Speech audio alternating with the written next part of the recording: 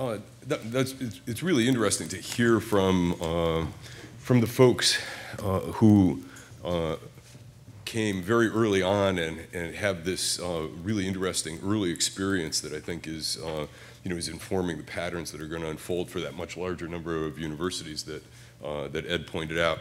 So I'm here to add my welcome to Cartons and to acknowledge that it is very nice for me to be back here. I enjoy it a lot, and I'm glad to be with my former colleagues. My job is just to provide a little bit of general background and say a few words about the genesis of this conference. And now a disclaimer. As I've said in some other circumstances, I'm a MOOC virgin. I've never taken a course like that.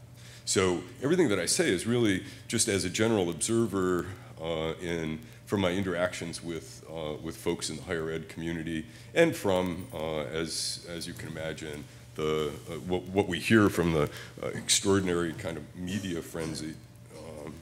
Speaking of which, I mean, there's no place that you can turn without hearing about, how amazing, the kind of personal attention that'll be gotten, the extraordinary wonderfulness of being able to do this on any schedule at any time and place, the way in which, it can take into account individual learning patterns, and, get you into a course that might be closed out or might not be available on your schedule.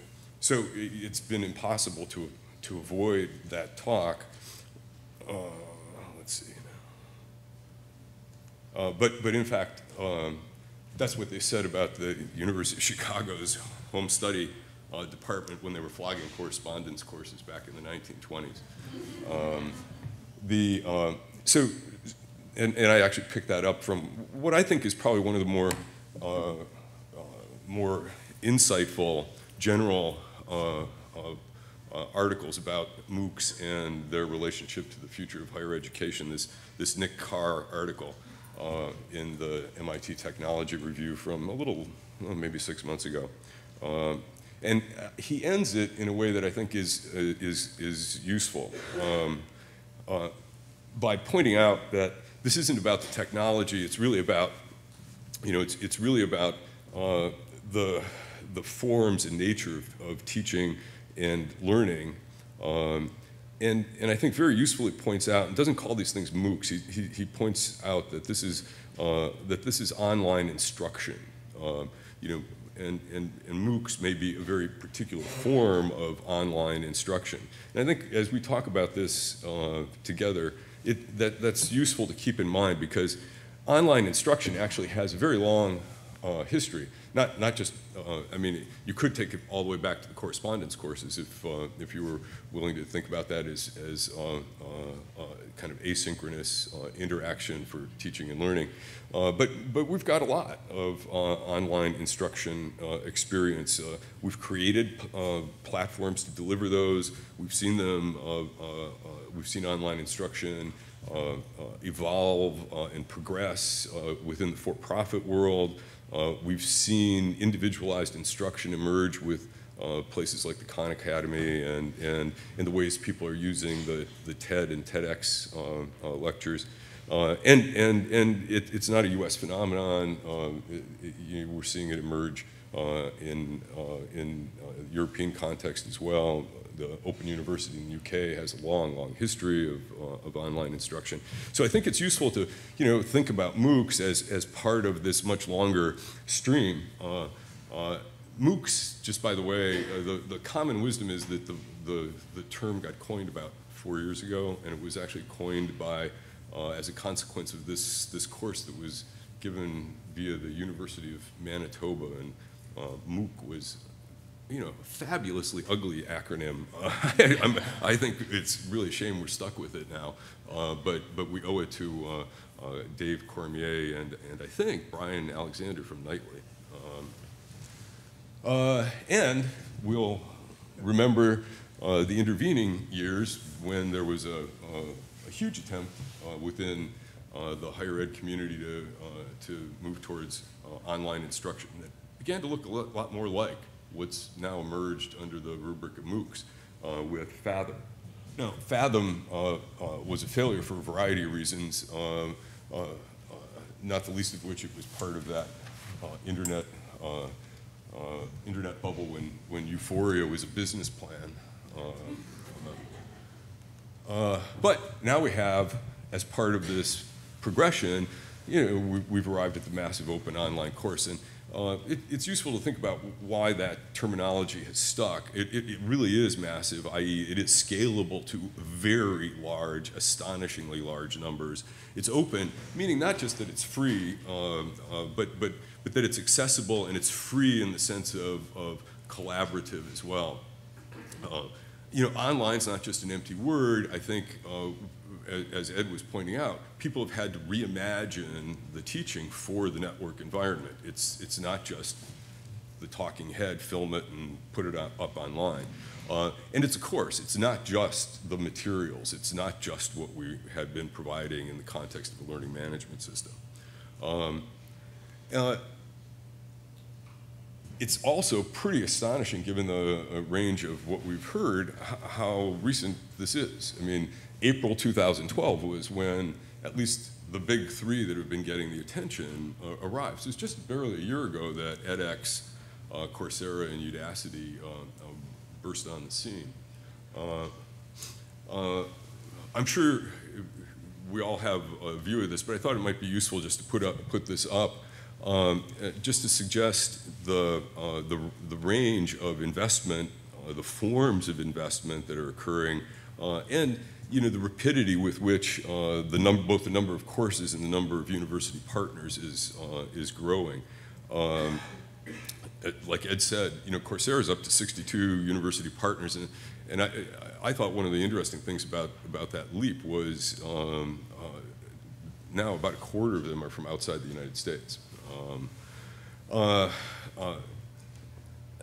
And just for sort of general contrast, I think looking at the Khan Academy and the sort of mini delivery of lessons that they've been doing, and the extraordinary number of them that are out there, and the number of lessons that have been delivered. I mean, it shows that there's I think a more generalized appetite for the consumption of learning in this fashion that is being driven by a more generalized consumer attitude and set of behaviors than, and not necessarily by the same kind of educational, structured education that edX, Coursera, and Udacity are driving. Thing to remember, we talk about those big three, but there's a bunch out there, a lot of them, and some of them are very specific. Code Academy, I think, is the poster child for that. I mean, that's real business kind of online training, credentialing that's going on there. What I would urge you not to forget, though, is the bunch I've put together in that paragraph that are, the large commercial credentialing and instruction providers. I mean, these are people with a lot of money and a lot of experience, and I think players like Pearson and Academic Partnership, et cetera, are going to be real. They're going to have a real impact on the way all of this develops and plays out. Perhaps not to the same extent in terms of elite university education, but in other ways. And finally, don't forget, Google rolls over, our business model gets smashed, and they're in this.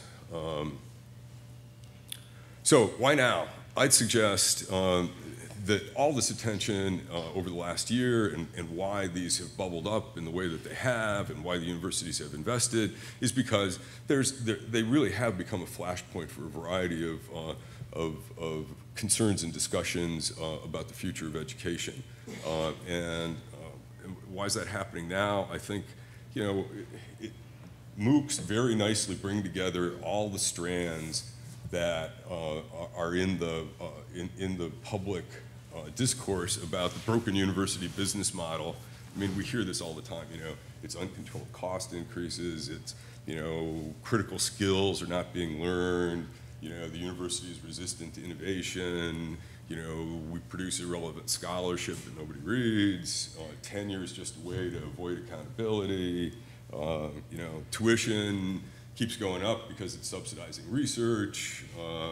And you guys are in basically a prestige arm race that nobody will quit. It's too expensive for you to stop. You're in trouble. Well, I think all of that has come together in these discussions around MOOCs, and it's pushed the public discourse about them forward. Best thing I've read and the most nicely packaged is Bill Bowen's lectures at Stanford about the cost disease in higher education. I think it brings together all of those strands about the broken business model. Then, you know, the prestige arms race brings the other real big strand into this, which is the extent to which MOOCs are a genuine disruptive technology. And, you know, I think you know, Christensen's become part of the, you know, the mainstream reference now, but you know, go back and look. And the way he defines and talks about a disruptive technology, it sure as heck fits pretty nicely with the MOOCs. You know, there's something that changes the value proposition. It's something that doesn't perform as well as a mainstream customer wants, but it's good enough for some new customers. It usually is cheaper or smaller or more convenient. And the mainstream guys can't stop doing what they're doing, prestige arms race, long enough to invest in it properly. So it gets to grow and eventually catch up and satisfy those attributes that originally allowed it to be dismissed. So it's a genuine disruptive technology in my estimation. Interesting to watch this happen. The thing that's going on, it seems to me, that we ought to acknowledge is that what's going to emerge here is a platform war. All of these are not going to succeed. You know, it's the same. Think search engines in 1999. You know, Alta Vista. Didn't I like it? I sure did, but it's gone. Same thing's going to happen here, it seems to me. Not just because, not just Coursera, Udacity, and edX, but I mean because of, you know, the huge range of players. There will be consolidation over time. Don't forget the commercial players. So, how did we get interested in this? Well, basically, our board said, gee whiz, MOOCs, everybody's talking about them. Why don't you folks in research tell us about MOOCs? So we told them a little bit about MOOCs. And of course, given where we sit within the system of libraries, we started to think about libraries. So here we are. This is the edX. You click on MIT. You know, you get the array of courses. You pick a course. Tells you about the course. You go and find out what you'll get. You get an honor certificate. You know, oh, the book's not required. Oh, but you could get one if you really want one at the local public library. Or you could search for free online text, such as this one, which you can get for $24.99, but it's the professor's book printed on demand by Lulu. But you go through that traverse, and you can do that in a lot of these courses. And you know, the question is, where's the library? And I think Ed's comments about the nature and type of course that is now, particularly at Penn, being brought to the fore, those are courses where you would naturally assume they were library resource intensive. In their physical face-to-face manifestations, they are. Online, not so much. And there's a variety of reasons, which really is what this conference is about.